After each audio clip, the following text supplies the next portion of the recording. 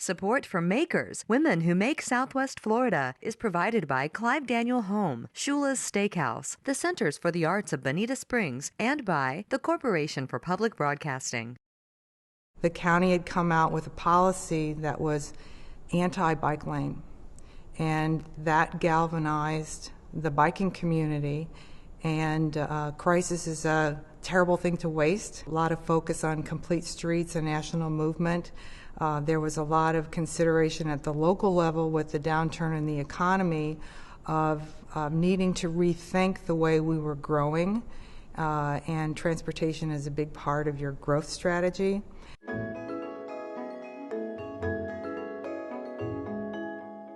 It's a coalition that came together in 2000. It started in 2008, and for a long time, just one person essentially was out there in the wilderness trying to make our community more bike and pedestrian friendly, Dan Moser. So we started identifying other people in the community, a broad array of transportation planners, health advocates, community activists, not primarily cyclists, and adopted the complete streets approach, which is really talking about much larger, building our communities so that they're livable, they're walkable. We start thinking about transportation not as simply a way to move more cars faster, but a way to make our communities better.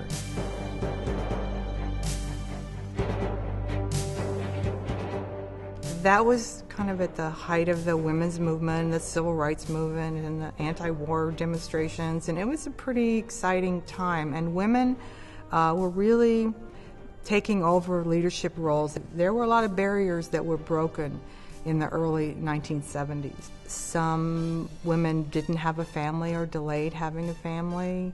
Others figured out how to have it all. There was more of an acceptance of wanting you to have both and to adjusting the job to allow you to balance them. I met my husband Joe in 1985, and he was a single parent. And when we got married in 1985, I was suddenly the mom of two boys, 9 and 14. And I had this wonderful instant family. And in lots of ways, it really solved the problem for me because I was never quite sure how I was going to put my career on hold and go off and have children.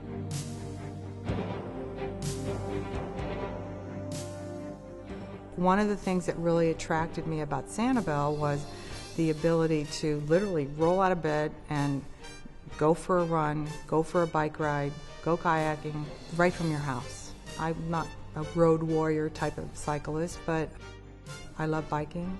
So it was something I was engaged in Sanibel in terms of working through the bike club to get the city to do a master plan to improve its path system and expand it and widen it and make it safer.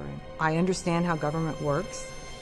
I know how to help get things done in government because I've had lots of different seats in the game. I've worked in the legislative branch, I worked in the executive branch, I've worked on the inside and the outside. So my skills of policy analysis and advocacy, coalition building, information gathering, all of those skills were very useful in putting together this coalition. I'm really working full-time again without a paycheck, but it is who I am. I really appreciate the opportunity to give back to community. And at a local level, it feels more rewarding. You can actually see the difference that you're making on the ground in a way at the federal level. It's very hard to feel and see.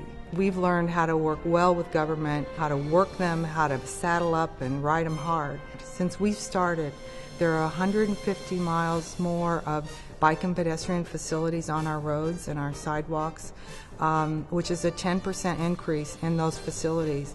There are too many people that are cynical about government and kind of it can't really make a difference. And And I think you need to seek out those role models and examples that prove to you that citizens can make a difference.